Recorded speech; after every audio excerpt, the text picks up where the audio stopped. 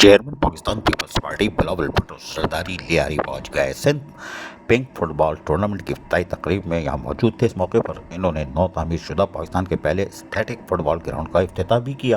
اس موقع پر وزیر اعلیٰ سندھ سید مراد علی شاہ کے ساتھ ساتھ میئر کراچی بیرسٹر مرتضی وہاب، وزیر بلدیات سعید غنی، شرجیل انعام میمن اور اس کے ساتھ ساتھ پاکستان پیپلز پارٹی کے دیگر رہنما یہاں موجود تھے۔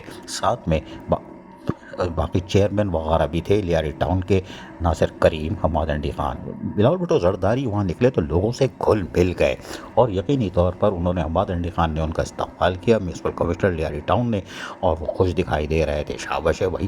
لیکن اس موقع پر یقینی طور پر بلاول بھٹو جہاں گھل مل گئے تھے لوگوں کے درمیان، لوگ بھی خوش تھے، وہیں وزیر بلدیات سعید غنی اور ہمایوں محمد خان، چیئرمین ماری پور ٹاؤن اور دیگر پیپلز پارٹی کے لیاری سے تعلق رکھنے والے عہدیداران نے ان کا پرجوش استقبال کیا، کیونکہ وہ لیاری ٹاؤن میں قریب گراؤنڈ میں تھے۔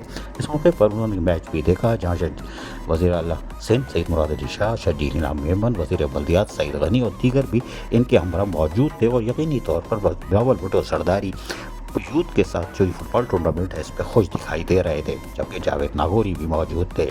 اس موقع پر خصوصی طور پر فوٹوگرافر اور انعام کی شیلڈوں کا تبادلہ خیال کیا گیا۔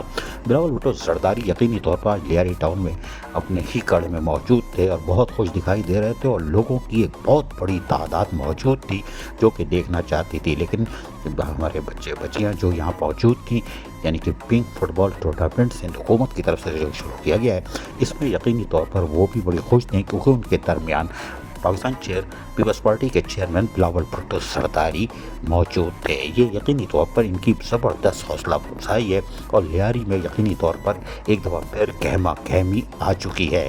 حالانکہ یہاں پر میئر کراچی بیرسٹر مرتضی وہاب اور حماد انڈی خان، میونسپل کمشنر ناصر کریم بھی حوصلہ افزائی کرتے ہیں۔ بلاول بھٹو زرداری نے پروگرام کو سراہا اور سب کو خوش آمدید کہا۔ یقینی طور پر عزیز عارف، KBS بلدیاتی نیوز، کراچی۔